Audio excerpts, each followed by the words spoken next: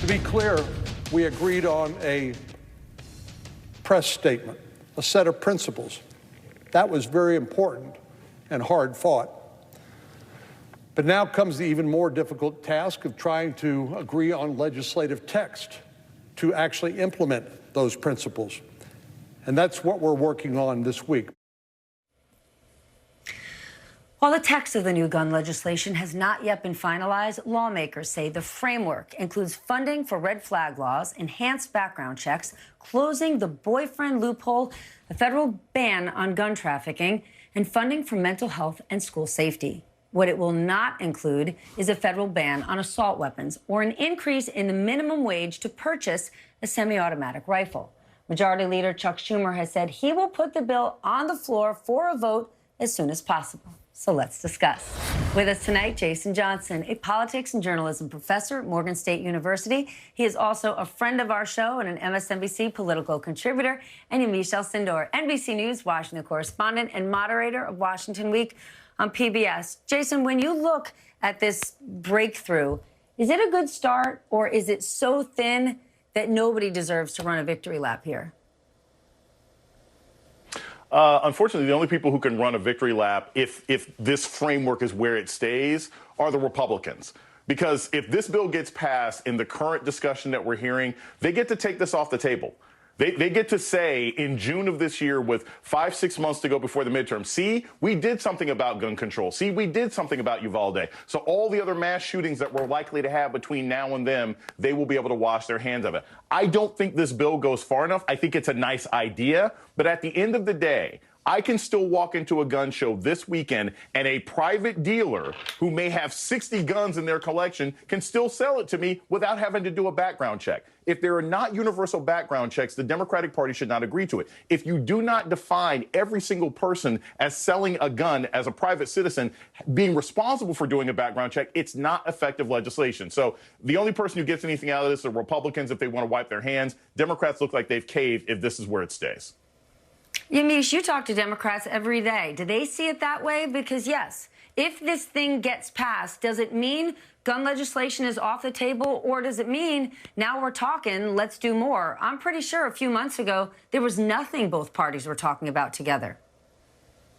In my conversations with Democrats, there are some people who definitely agree with Jason who say this isn't going far enough. They're not happy with it. But the majority of the people that I'm hearing from say this is a step in the right direction. Look no farther than AOC, who has said as long as it's a baby step, that's a real baby step, then I will support it. And also, I think, have to look at people like David Hogg, who literally survived a mass shooting in Parkland, Florida, who says, again, this is a blueprint for the Senate to do more, but that he's praising the fact that something is being done.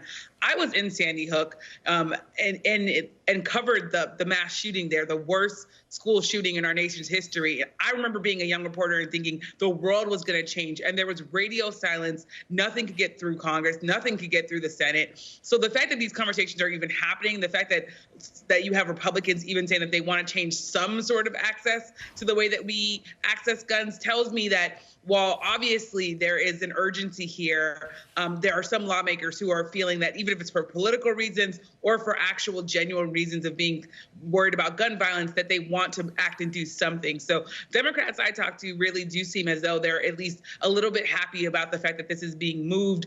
And of course, they want to see more. How much is it going to cost, and who's going to pay for it, Yamiche?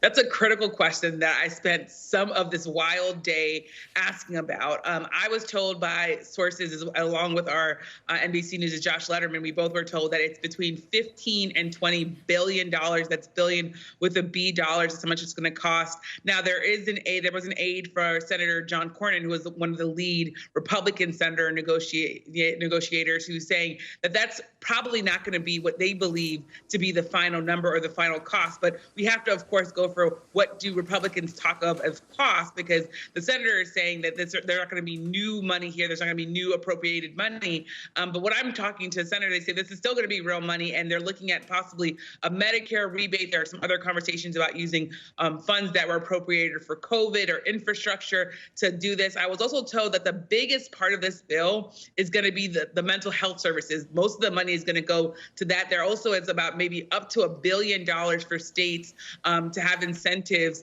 to implement red flag laws, which would stop some people who were seen as a danger to themselves and others from getting guns. I want to talk about a different kind of danger. Jason, yesterday at a pride event in the state of Idaho, police arrested dozens of white supremacists from a whole bunch of states who are allegedly planning to riot. How worried are you about this kind of political violence that's on the rise?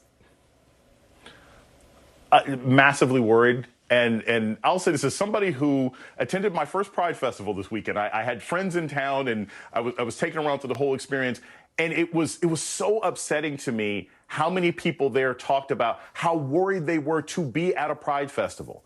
That in the wake of the violence and the mass shootings we've seen in this country, in the wake of what happened in Idaho, people were afraid. Rather than celebrating, they were living in fear. They were talking about what happened at the Pulse nightclub several years ago. This rise in political violence that we have seen in this country that continues to go unchecked, which is connected to people's access to guns, is exactly why you see what we saw in Idaho. And frankly, catching 31 guys who look like they're about to engage in terrorist activity, that doesn't make me feel comfortable. That means they got caught in one U-Haul. How many other people are planning these exact kind of violent acts around this country all the time, and they're going to be able to walk away because they technically didn't kill somebody this time? We have to have a much more aggressive attitude about white domestic terrorism in this country. Otherwise, we're going to lose what little country we have left.